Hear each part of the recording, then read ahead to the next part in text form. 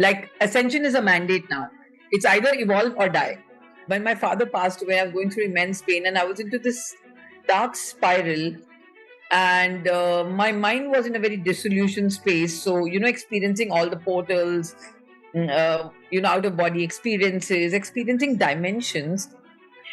That is when I realized that there is a very, very big world outside of the world of matter that we perceive and see and feel. Right. Like one of my gurus always told me, because when I was traveling through these timelines and dimensions, I could see a lot of demonic energies and those kind of energies. And our emotions are the bridge that act as connecting our material world to our spiritual world or to this quantum field. Emotions means energy in motion, and that is the frequency you're generating. And this frequency has an electric and a magnetic charge, because there is this fundamental theory in quantum physics called the theory of observation, the double slit experiment. And the fun thing about quantum healing is the moment a conscious observer observes unconsciousness, the unconscious becomes conscious. That currently there is a massive split in timelines of 3D and 5D. But eventually, yes. So one very powerful statement, that was then and this is now. So suddenly changes perspective and brings you back in the now. Even in Japji Sahib, Guru Nanak Dev Ji said, Man jeete jag jeet. A person who's mastered his mind has mastered the universe. So the whole thing to master timelines and dimensions is mastering your mind and getting it to a fluid form.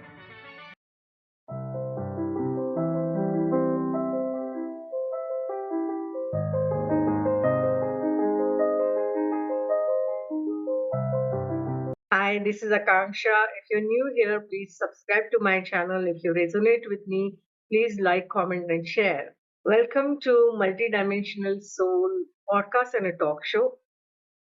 We have with us today Dr. Ramon Llamba. She is a PhD in quantum physics and she has mastered somatic psychotherapy, spiritual psychology, and she is a certified breathwork facilitator. Welcome to Multidimensional Soul Podcast and a Talk Show. It's an honor to have you here. Thank you so much, Akanksshaa. And I'm also excited to be here today and actually looking forward to this. You often talk about transmuting or alchemizing pain into power. So I would like to know, have you encountered any experiences where you had to go through the dark night of the soul, where darkness became a portal for your soul's purpose? So yes, when I go back to my own journey of spiritual awakening, there have been 3 phases in my entire life, which I consciously remember, that took me to a spiral of the dark night of the soul, right? Because, but the most significant one was, right, because they say something like this only triggers after a very immense situation in life where you're going through a lot of pain. So my father's passing on was the trigger point for me in my life, where I went into this dark spiral and not having an understanding of what this is all about, because I did not have an idea that this is the dark night of the soul. There was another point in my life previously when I was earlier on, like in my 20s, but at that time I navigated my way out of it primarily because there was always an innate sense of power. So in the dark night of the soul, there's always an external force that's exciting this transformation in you. But then what outcreates that force outside is the internal power. So that inner power was always very, very strong to outcreate the forces outside, right? And that is when my father passed away, I was going through immense pain and I was into this dark spiral. And my mind was in a very dissolution space. So, experiencing all the portals, out of body experiences, experiencing dimensions. That is when I realized that there is a very, very big world outside of the world of matter that we perceive and see and feel, right? And for me, that became a gift. Because I realized that if I can use the power of my internal soul to heal myself out of this, I could create light of this situation to heal so many other people, because a lot of us are going through this and we don't have a meaning to it. We don't know what is going on. And actually, that moment became the biggest gift in my life, because I am here today, what I'm doing, playing with energy and playing with darkness and learning to transmute it and alchemize lead into gold, ego into soul, right? Thinking into feeling from those dark moments of my life. Wow. Okay. So, can you talk about those experiences? Like you talked about out of body experiences, visiting other dimensions. So, can you talk a little bit about that?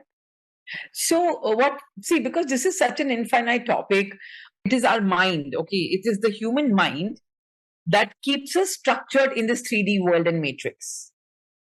Now, when I look at it from a standpoint of alchemy, okay, there are only three elements that's called the trinity of life: sulfur, salt, and mercury, that create the solidity or that create us. So, when we are in the dissolution mental space, so when we are in a very, very solid space of the world of 3D world, that means our mind is very structured and in a matrix. But when you're going for a dissolution or a disoriented space, you become more mercury, or you become more energy and less matter, right? And our spirit or our soul is just nothing but pure conscious energy. And then you're like this air balloon with a thread, but without the weight. So you can travel through time, space, and dimension anywhere, but then you know the weight is in this body and you come back. You know, so lots of experiences, I could say. I've been to the darkest dimensions, right? I've been to the lightest dimensions. Uh, it's like a time travel thing. So today, if you put me into any dark space or any dark energy, there is no fear, because when you understand it, when you marry all of this from the standpoint of quantum physics, it's only dark energy, it's only dark matter. Like one of my gurus always told me, because when I was traveling through these timelines and dimensions, I could see a lot of demonic energies and those kind of energies. And I always wanted to learn how to overcome all of this. And something very profound, my guru told me that the outside quantum field is only a reflection.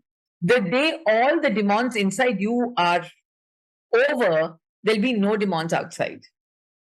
And that is when I realized, for me to heal anything on the outside, I will have to go into the dark shadows of my own demonic nature.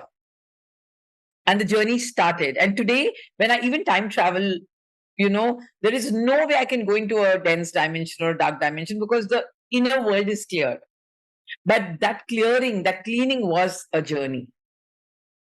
I don't know if this is really making sense, but for somebody who understands what I'm talking about, they really know what I'm talking about. Yeah, it makes perfect sense because I have gone through it myself, and I have experienced going to lower astrals, and yes, I do understand that we have to work on our shadows. At the same time, we do live in collective consciousness. While the light workers and people like us who are doing the work are rising, at the same time, there are shadow entities and demonic entities also rising to kind of counter the light work. It's very important to understand everything in the universe runs on frequencies. Hmm. The only moment they can interact into your energy field is if you are a frequency match to them. But if you're vibrating at a higher frequency, then it's totally a mismatch. Then there's no way they can, counter your frequency. That is true. What is happening, and this is the experience that I have talked to so many people, and this has been the experience, is that even though as light workers we do have very high frequency, but all of us usually kind of uh, oscillate between the frequencies because we are anchoring those higher vibrations here in the 3D. So at times we oscillate between the vibrations and the frequencies, and especially during the dreaming state, we are not as aware as we are in the conscious state unless you reach the turiya, like the state of consciousness where you are aware between all states of consciousness. So especially at One. that You're dreaming state. absolutely one in the conscious, subconscious, unconscious, and superconscious. It's one state. Yeah, but there are still different states of consciousness. As per Vedanta, there are 7 states. So I was talking about like sleeping, waking, dreaming, turiya, turiya, titta, divine cosmic unity consciousness. So people who have not yet mastered to be aware and to stand in their power during the dream state, then how do they, and I mean, if they encounter these manipulative dark entities and energies, how do you handle that? See, I can tell you this. I can answer this for you because I'm talking about the timeline when I was in a very unaware state. And like you said, the light workers have an agenda to, transmute darkness into light. So the first time I encountered darkness was when I was barely 22, 23 years old, right? And that I don't even want to talk about the experience, but it was a really dark experience of my life. I only knew one thing. So in that moment when I was in an attack of a darker frequency, see, one thing I know is no matter how much the darkness is, there will always be one iota of light awaken in you. So the only instant thing that happened to me was I started chanting Om. And I still remember, and I get goosebumps and I talk about this. I'm feeling that this dark energy is really absorbing me and pulling away. I'm feeling it. I'm seeing that. I'm sensing it. And here there is a part of me because we are multidimensional. So there's one small part of me that's chanting Om. And every time I chanted Om, my energy came back and came back and came back. And in less than 15 minutes, I had the energy of Om had out created the darkness. And that day I learned one thing in life, which was a life lesson, that the power of the divine forces within us is much more stronger than any dark force. And I'm telling you, at that time I was only 23. I had no spiritual knowledge. I had no learning of quantum physics. I was not an awakened soul. I was just a young mother. But this innate sense of awareness, every soul has it. Is this making sense? So I've always believed in this truth, no matter how dark we are or what darkness we get consumed in. There is always going to be that one iota of light. If you use it, you can focus on it. Energy flows where focus goes. So I did not focus on the darkness. I kept focusing on Om, chanting Om, Om. In 15 minutes, I was in power. Yeah. So So beautiful. Yes, I have experienced this. And different people have different techniques. And that's why I wanted to ask you this question specifically. see, sometimes we complicate it with techniques, but when you're in an emergency, okay, like a spiritual emergency, then your mind doesn't think of techniques. The most simplest thing for me, innocently at that time, was to just there were two mantras I picked up to Vaheguru and Om, and I kept chanting them like a mad woman. Okay. I chant because whatever you do during the conscious and aware time remains in your subconscious. I usually chant Ganesha mantra. Yeah, so Even at the whatever, subconscious level. it was a default program that said, okay, now I have nothing to say, so let's just start chanting this mantra. Yeah. You integrate science and spirituality so beautifully, and you have done PhD in quantum physics, and you're doing quantum healing. You have pioneered emotional transformation and quantum energy healing into a very beautiful methodology in your work. So, how do emotions act as gateways in quantum reality creation?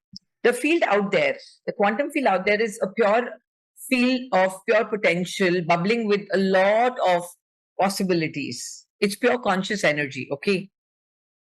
And we are in this whole 3D matrix as matter, and we are the only species who have a mind or a brain. So that to say, to process that pure conscious energy into matter, to bring it in and create matter out of it through the power of the mind. Okay. Now, what is the role of emotions? Is our emotions are the bridge that act as connecting our material world to our spiritual world or to this quantum field. Emotions means energy in motion. So our emotions, they generate a frequency. They have a particular frequency and a vibration, right? And when I'm emoting a certain feeling, there is a charge to it, a negative or a positive charge to it, right? And that is when I'm broadcasting this charge into the field, it is sending a signal to the quantum the quantum field of this infinite potential to become matter. So my emotion is like a signal to translate energy into matter. So to put it in a very, very layman's term, our emotions are or our feelings are the main connection point between the world of non-physical energy to become matter. So, for example, if I want to bring non physical energy and make it something, like manifest it into something as matter, without emotions, we can't do it, because your emotions are the energy in motion you're putting, and that is the frequency you're generating. And this frequency has an electric and a magnetic charge, right? So, the frequency goes forth from us out there into the field and signals the universe, the particles of light, because this field of potential is bubbling with photons, particles of light. They don't have a charge. So, for example, let me tell you, it's like this field of potential is like pure water. The photons of light are like water, colorless.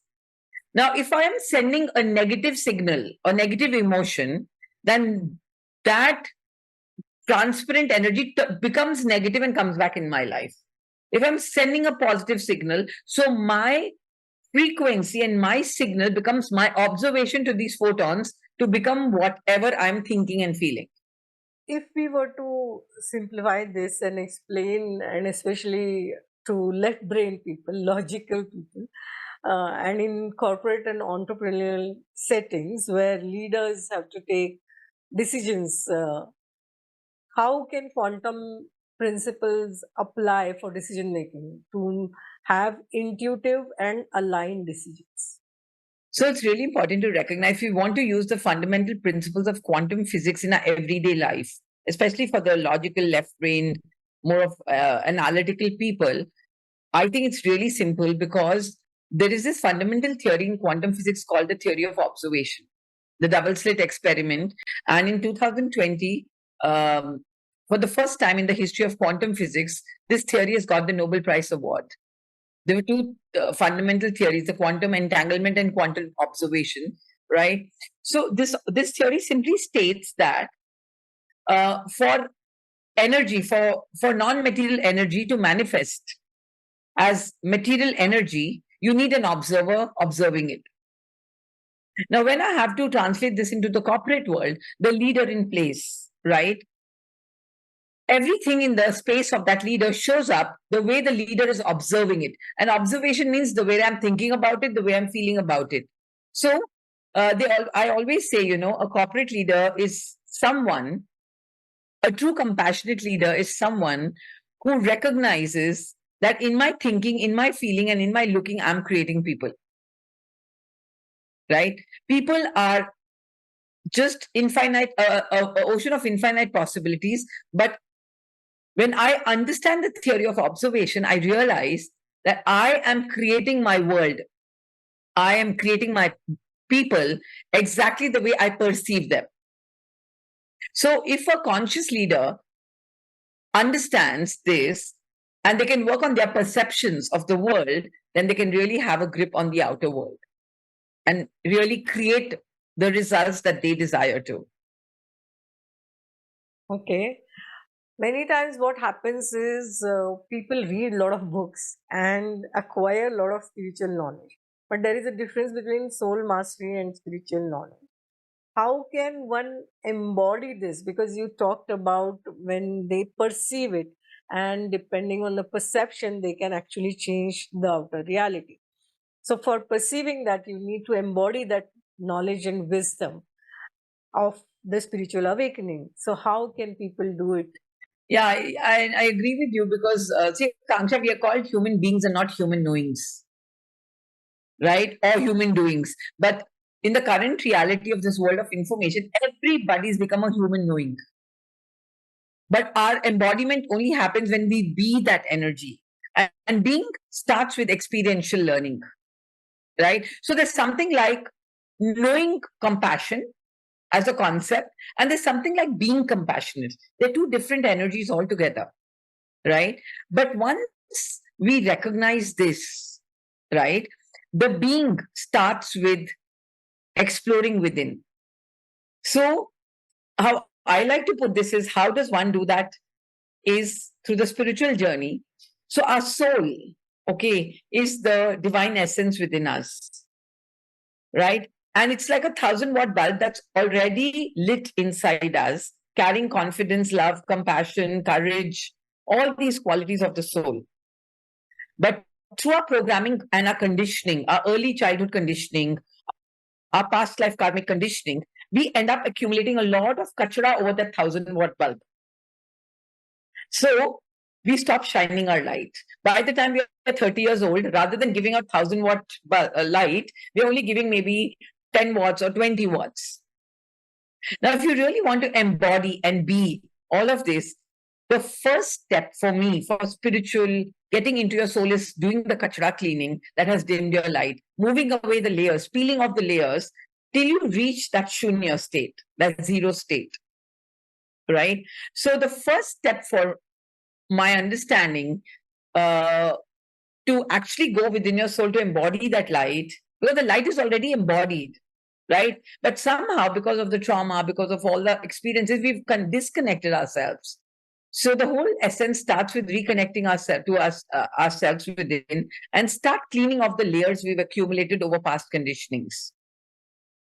And one day the light goes on, because the light was always there.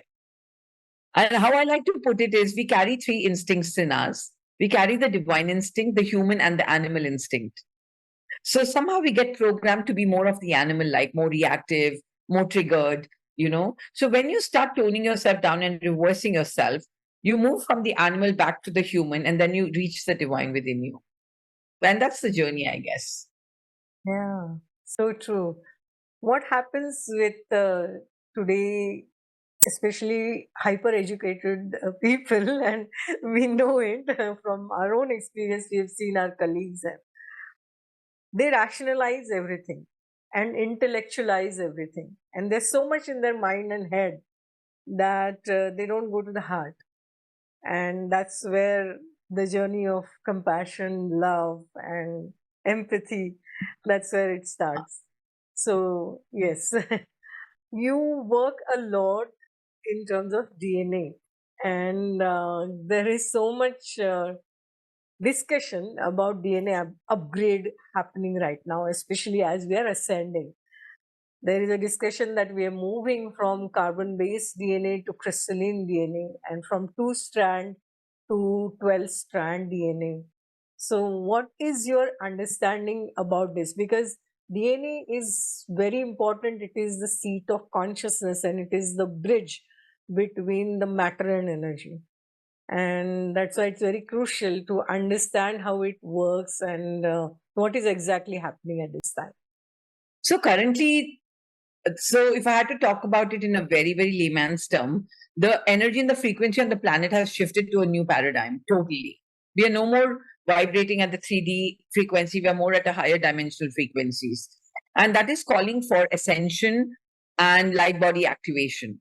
So we also carry, we are not only a physical vessel, we are much more beyond our physical body. And we have these 10 bodies of consciousness. So everybody's light body is activating. What does that mean? Because the Earth has moved on to a higher light dimension, there is a lot of excessive solar flares that's invading our cellular field to activate light within our cells. Okay. Now, that means, in a simple way, at the 3D world, it was good for us to be more carbon based. Our body was more carbon. But as we are moving up the light, as we move higher in dimensions, it gets more pure and pure because it's more white light. We are moving from carbon to crystal. And this initiation of the solar flares is actually helping us release a lot of density from our cellular memories, right? Because the darkness has to leave for light to come. In the moment light comes in, the darkness starts leaving. And the dormant DNAs are being activated. Now, how is this showing up in people's world? Number one, all of their past memories, all of their past patterns are suddenly showing up, and they're becoming too overwhelming for people to manage it because they don't have an understanding of it.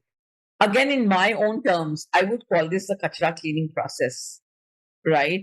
Because you cannot move from carbon to crystal till you've not cleaned the darkness or the density that's made, because carbon is more dense and dark, right? So it's an invitation for all of us to be more actively involved in this process so that we could help ourselves ascend to this higher paradigm without this invasion. And it is our responsibility to educate ourselves about this ascension process. Otherwise, because your brain, okay, understand, our brain is in between, it's a bridge between our world of matter and the non-physical world, the spiritual world. So, and our brain is designed for self-preservation. Anything that the brain cannot handle, it will just take you into a coping mechanism, right? So that's what is happening. People are moving into depression, that's a coping mechanism, or they're going into denial, or then because for your body to release old density, your cells have to break down, and it might lead to some disease coming in the body suddenly. But for me, every disease in the body is nothing but old trauma releasing, right? So if we have a safe container and a safe process to help us process with the right amount of food that we eat, eating more light body food, light food, right? That's made in light, that's grown in sunlight. So drinking more water, grounding yourself, doing your meditations, and taking extra care of yourself. That's what is required right now. Otherwise, it's putting a lot of us in the fight and flight mode because we don't know what's happening, right? So the DNA activation is a natural process that's happening. All it requires us to become more aware and conscious that this is happening. And now we cannot, like, ascension is a mandate now. It's either evolve or die. And die means doesn't mean literally die, but then, like suffer the consequences. So I think it's important that we participate in our evolution, spiritual evolution, with the right techniques and the right knowledge. So there is a difference of opinion in terms of who have chosen as souls to ascend and who have not chosen as souls to ascend. And it's there in soul blueprint for everyone. Like there are some people who say that they don't mind coming back to earth again and again. And what's the harm in doing that?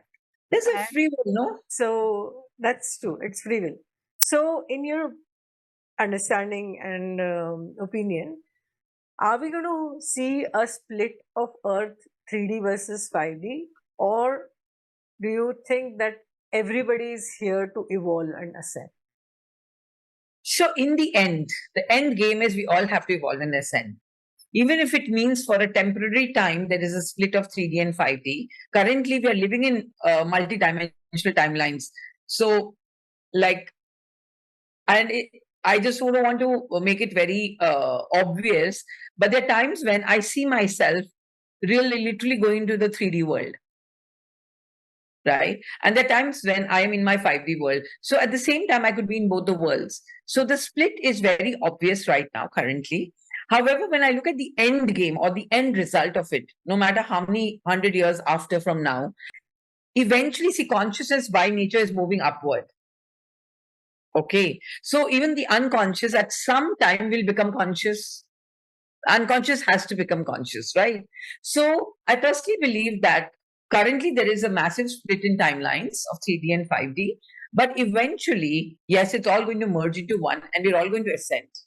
Maybe in this lifetime of mine, or maybe I come back another lifetime. So for the soul's journey, it really doesn't matter because the soul is never ending, never dying. That is true. That is true.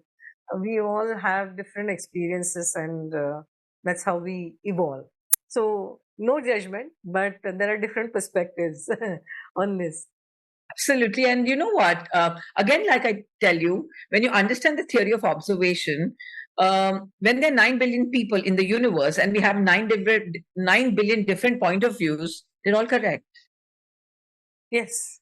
But nobody can. So I decide my world from the way I observe it. It's correct. And anybody else can decide their world from the way they observe it. And that's correct for them. So there's no good, bad, right, wrong. But there is one universal truth that embodies the entire universe that states that eventually we all have to move upward and merge. So it doesn't matter if it's 3D or it's 5D. In the end, the game is one, and we're all moving towards one direction, towards 5D and above. You often talk about this thing that we are not here to suffer. So, how can we break the karmic cycles and suffering, and especially attachment to suffering, without bypassing the healing? Without bypassing the healing? No, I don't understand this question. Yeah, some people don't accept their shadows, or they don't do the shadow work. Shadow work is also healing. So, when you don't accept that and you say that, or some people resort to some addictions as coping mechanism. So, how do you break these attachments to suffering and karmic cycle? The only way is healing, and the only way to the light is through the darkness. You cannot bypass it. So getting addicted to certain substances, all of this is bypassing techniques. Eventually, one day you will have to face it, right? If not now, maybe before you die through a disease, you will have to face it, or maybe you'll die with the baggage and come back in another lifetime. You will have to face it. See, because the whole thumb rule about the shadow is, if you don't deal with it, it will keep dealing with you. And it'll deal with you. And as you get older, the energy gets denser and denser. So life hits you. So one way of recognizing that I need to heal is when life gives you pain. Because inside that pain and the darkness of the pain is possibility, there is light. And it is my observation that has to dig out that light by healing that pain. And that's what is pure alchemy, right? Transmuting lead into gold. The pain is a part of my ego, but inside that ego is a part of my soul. So it's my job then, through various techniques of meditation, breath work, karma healing, or whatever I do, is to bring out the light from that darkness. Like from the ashes, you rise again. So there is no other way, I feel. There is no bypassing the healing process. At the quantum level, everything happening at once. There is no space-time concept. All the lifetimes, all the timelines, all the universes, all the dimensions, everything is happening. Everything everywhere all at once. Oh, everything everywhere all at once. Yeah. So when people talk about past life experiences and the traumas and the patterns that are from the past life experiences, how do you explain that? So in my explanation, the explanation has changed over time. If you saw me 20 years back, because the energy was so rigid and we were in a 3D world, it was like having a trip to your past life. Because in the 3D world, the timelines were very structured. Currently, in the 5D world, it's all fluid and it's all one and the same. So for the brain, it perceives that it's happening in the now. So by giving them the explanations of the block universe theory, the block universe theory states that it's all one, the universe is a full block without any time, it's all space, and it's all connected, it's all here and now. And explaining past life. So when people tell me, take me to my past life, I tell them it doesn't matter which lifetime it is. You are experiencing this pain in the here and now, and we need to process that. Why do you want to go into the story? Why do you want to go into that timeline? Right? Because that timeline is available for you here and now. So let's heal the memory. Let's heal the trauma rather than, and that as a coach and as a healer, that's my role to enroll them. That we're going to heal this memory and this trauma and this emotion more than going into any timeline, because they're not going anywhere. It's all here and now. And they, I think, get it, people get it. So we don't have to go anywhere to heal something. Because see, when past life memories also show up, they're just showing up as a smudge or as a sudden feeling into your brain, as a sudden full body experience, like a full body feeling, right? So, and for us, that much information is enough to remove old information and then put in new information. And one powerful statement that, because see, our brain is logical and it's structured, so it needs these timelines. Our brain needs the timeline because time is only in the mind. So one very powerful statement, that was then and this is now, suddenly gives them that understanding, okay, this is not happening in the now, it happened to me then, but in my real world, I'm safe. And so suddenly changes perspective and brings you back in the now. Yeah. Can you share any powerful stories of your clients of quantum healing? I mean, there's so many, and they're all very, very confidential. So I'm not sure if I really like to share any. Truly honoring, but yeah, I could just vaguely tell you how it looks like from a very general perspective. Quantum healing is a process of healing at different layers of consciousness, right? The goal, the goal of a quantum healing technique is to transmute matter back into energy. Okay, so whatever I'm suffering, or whatever whoever is suffering, right, is an evidence of an energetic block of unprocessed energy, because energy is meant to be in motion. Now, the fun thing about quantum healing is it needs an observer, a conscious observer. Now, their energy block or their suffering is an unconscious block. And the fun thing about quantum healing is the moment a conscious observer observes unconsciousness, the unconscious becomes conscious.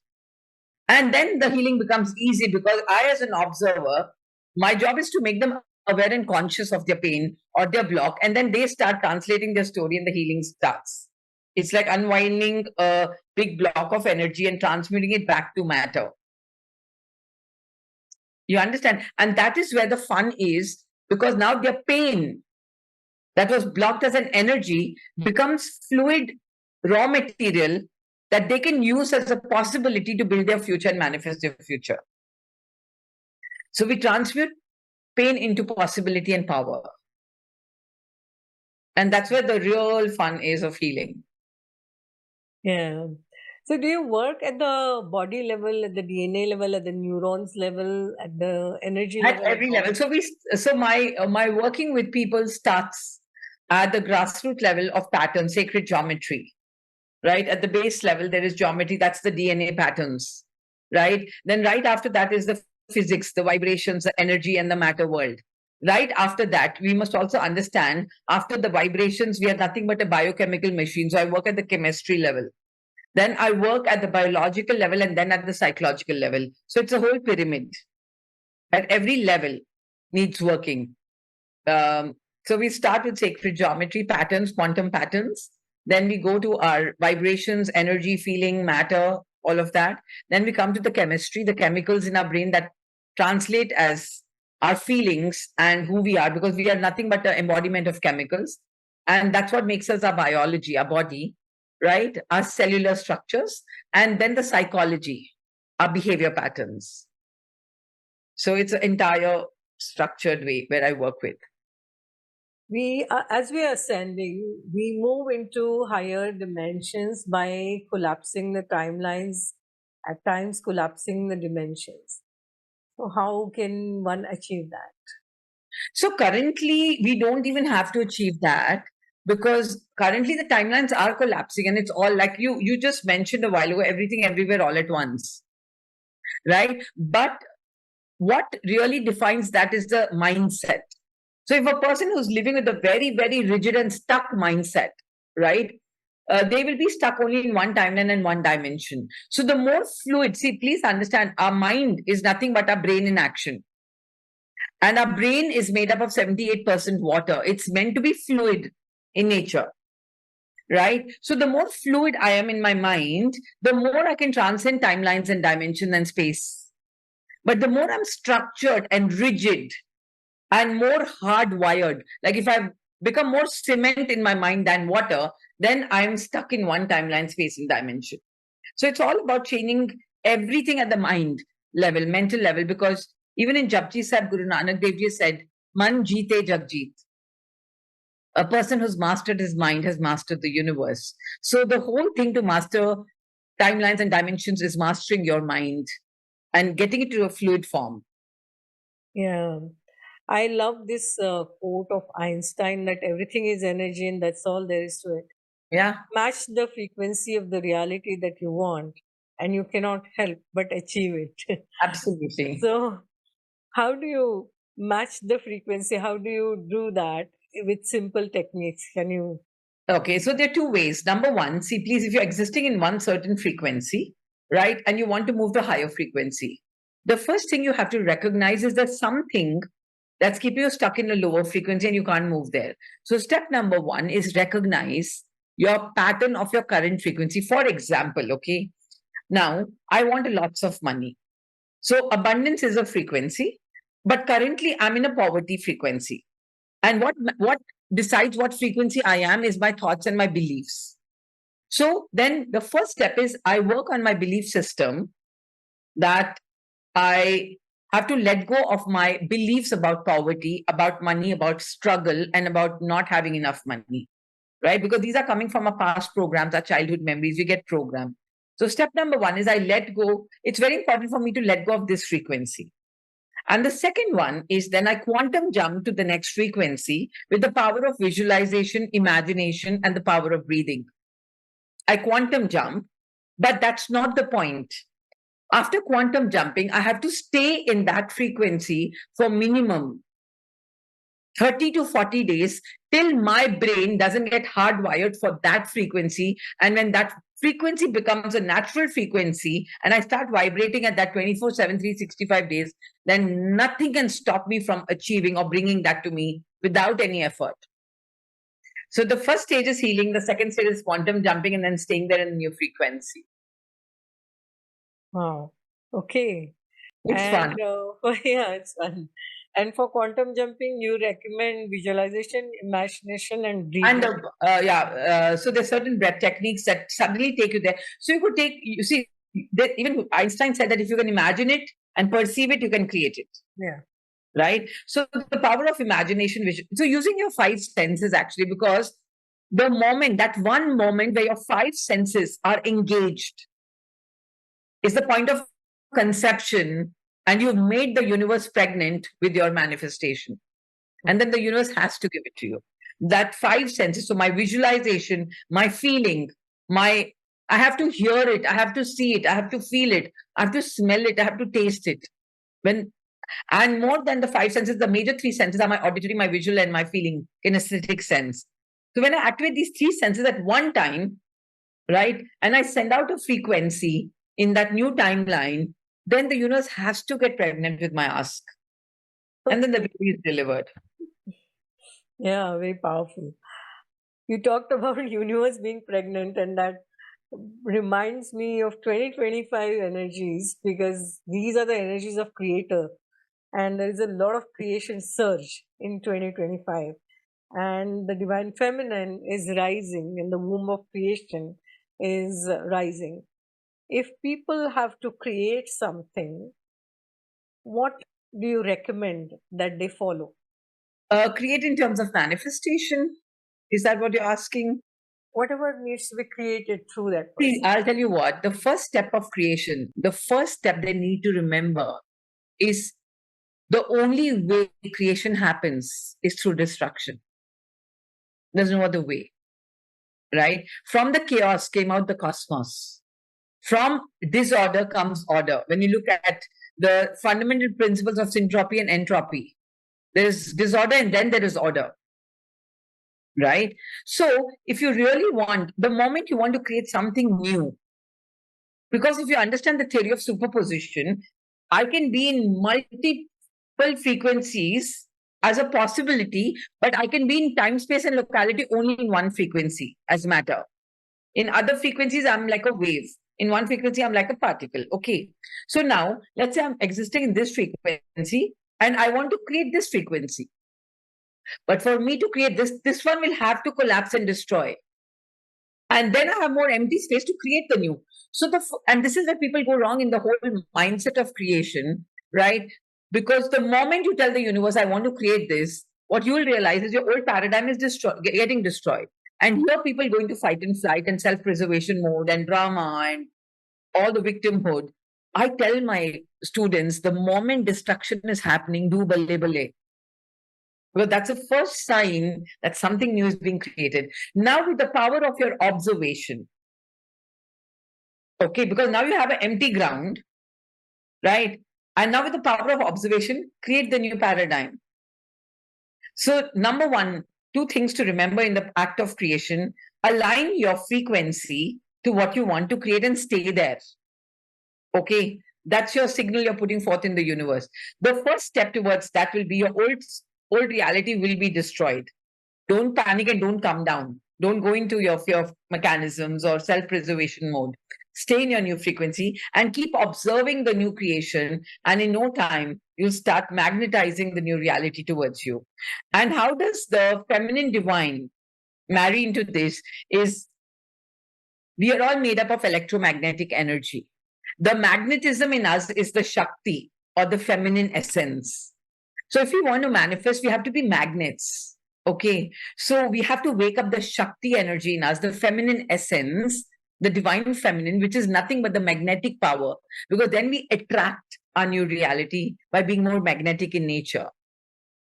Yeah, and what we have observed is there is so much of dominance of the masculine energy, and I'm not talking about just from men, women, even in the women, there is a lot of dominance of masculine energy that has been cultivated and created because of the conditioning of this society. Also, Akanksshaa, it's important to understand that the 3D world was in the 3D, it was a masculine world, the age of the Pisces. Pisces.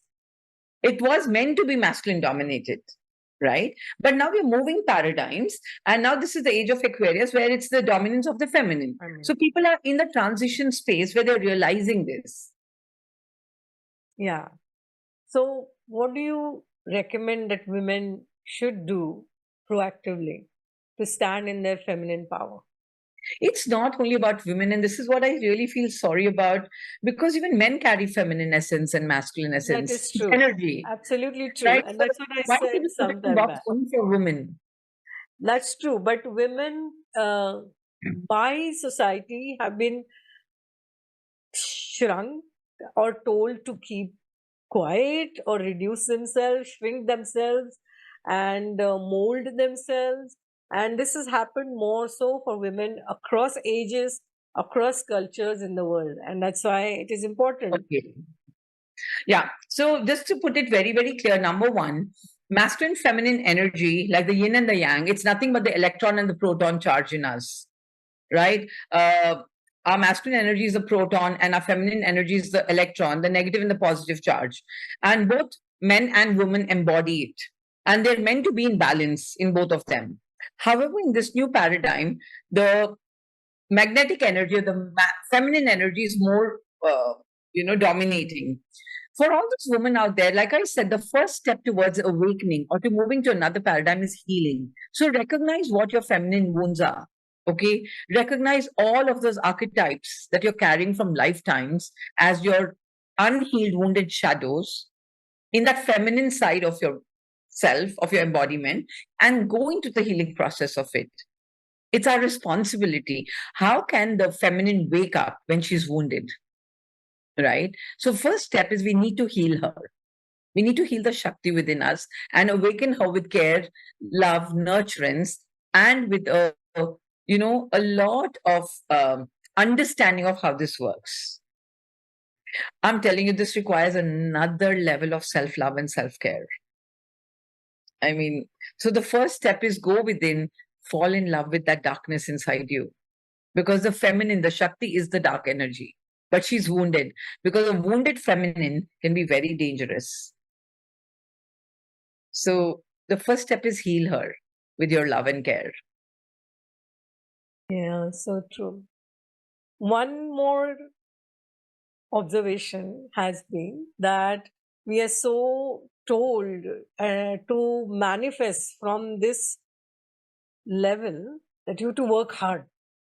And whereas in the age of Aquarius, when we are becoming magnetic, we are meant to receive in an effortless flow and ease. So, how can one change this paradigm or mindset from working, struggling to receiving in a magnetic way? So the first step to recognize this is to understand that the 3D world was a masculine world. Okay, and the masculine world is more of an action. So the 3D world was more action dominated because the 3D world is also a world of structure, organization, and masculine means logical, right?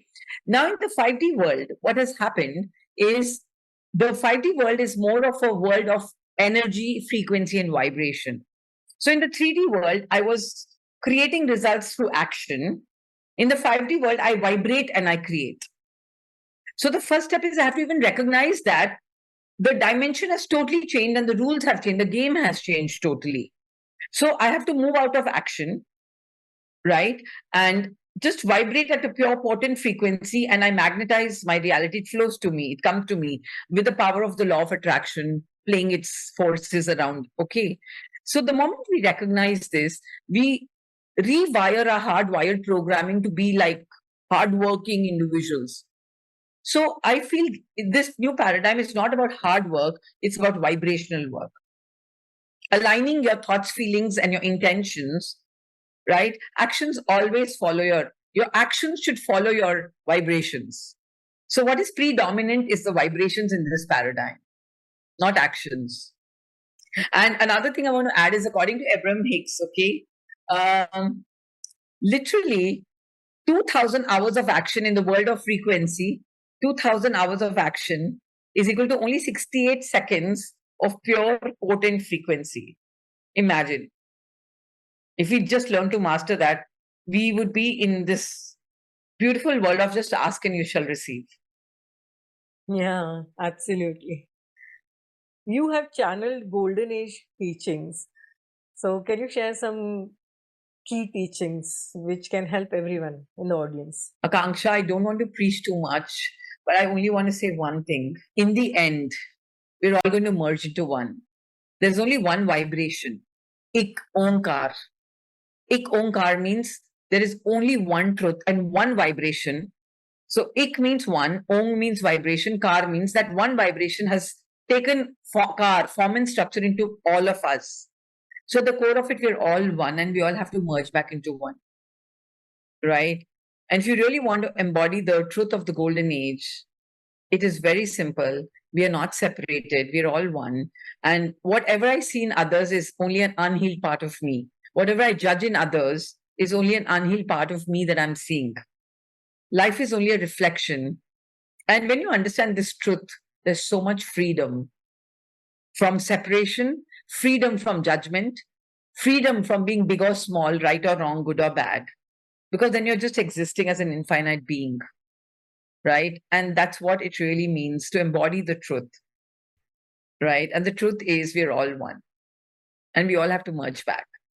If you were to share some simple practices for everyone to follow in daily life so that they can reach that frequency and ascend and stay there and establish themselves there, then what would they be?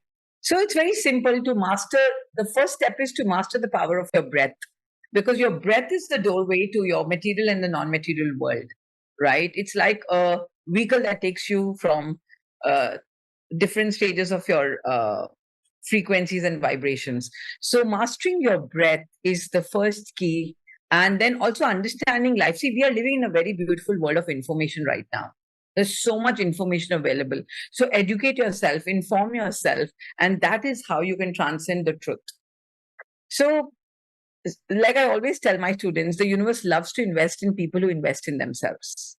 So first invest in yourself, understand your truth, know what's going on. Okay, so I asked a few questions to all my guests towards the end. Can I ask you those questions? Sure. Yes, please. If you were to explain multidimensional soul to somebody, how do you explain it? So, to understand the multidimensionality of our soul, we have to understand the theory of superposition, right? That our soul is nothing but energy, and energy can exist in multiple frequencies at the same time, right? And when you understand Like, how many frequencies are there in the universe? According to quantum physics, they're infinite, because till now they're exploring the width of the universe. So multidimensionality comes from the dimensions that we are. So we can travel through dimensions and space and time only through the power of thought. And because thought is the most potent form of frequency and energy, right? It travels even faster than the speed of light. So with the power of my thought and getting a grip on my thought, I have the access to travel through timeline, spaces, dimensions, and be in many frequencies at the same time.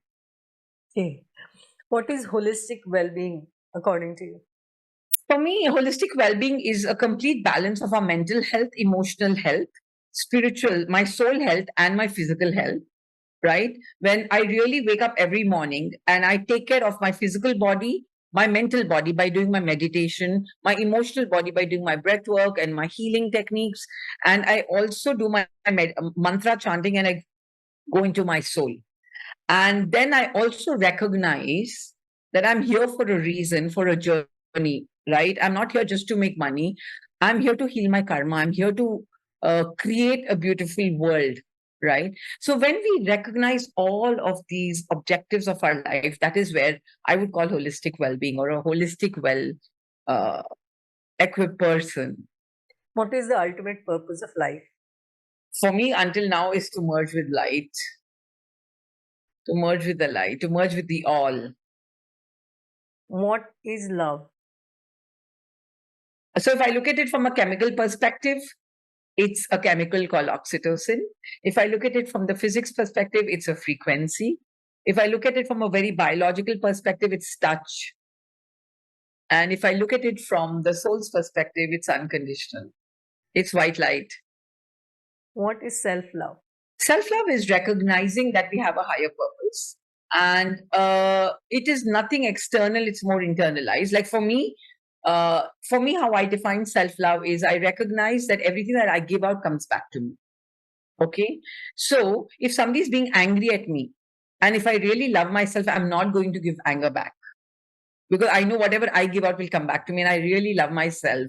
So I will send them a blessing, because I know whatever I send out will come back to me. So self-love is also recognizing that I'm an embodiment of the divine, and I recognize the divine in me, and I recognize the divine in every being, no matter who they are, even if they're lashing out in anger or sadness or pain. In this moment, they are just unaware. Right. So for me, self-love at a spiritual level is really, really, I only want to focus on my soul cleansing. I don't care about, if somebody's angry, I just don't want to heal them. I don't want to, I don't want to care about that. I don't want to judge them for being angry. I just want to send out love in that moment, because I know my love is pure white light that might heal their darkness. What is your parting message for our audience today? All I want to tell you is, no matter where you are in your life, the universe and the divine essence of God loves you very much. I want to tell you that visualize this entire universe like a big jigsaw puzzle. And in a jigsaw puzzle, every piece is important and it matters.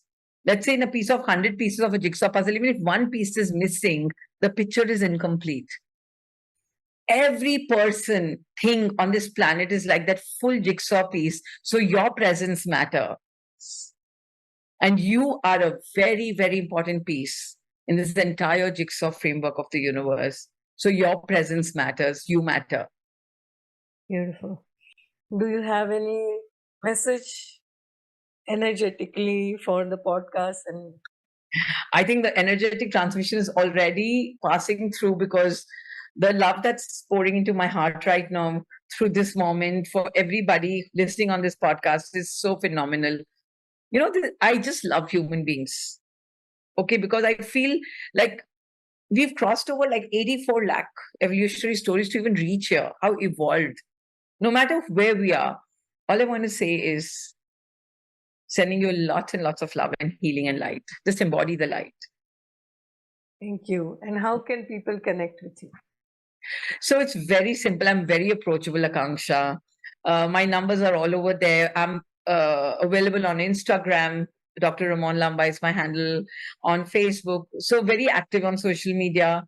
always available. I think that's one good thing is I'm approachable. So any way is a good way to contact me. Even my email ID, ramonllamba@gmail.com, or through Instagram. I mean, these days it's really easy to connect. We will provide all the links in the video description. Thank you, darling. It's been a joy and privilege having you here. Thank you so much. It's such a pleasure. And I really wish I could give you a nice hug and keep doing the good work you're doing, darling. I Yeah, really thank appreciate you. it. You too. You have such a beautiful energy. I can't tell you. Thank you. Thank you so much. I mean, I just feel I could just zoom through this screen and just give you that hug and feel that energy. Amazing. God bless you. Thank you. God bless you. Thank you for watching and listening in wherever you are in the world. As Ramdas says, that we all are just walking each other home. So thank you for co-creating the new earth along with me and our guests. And if you resonate with me, do subscribe to my channel and do let us know how you find our episodes. Thank you so much. Lots of love.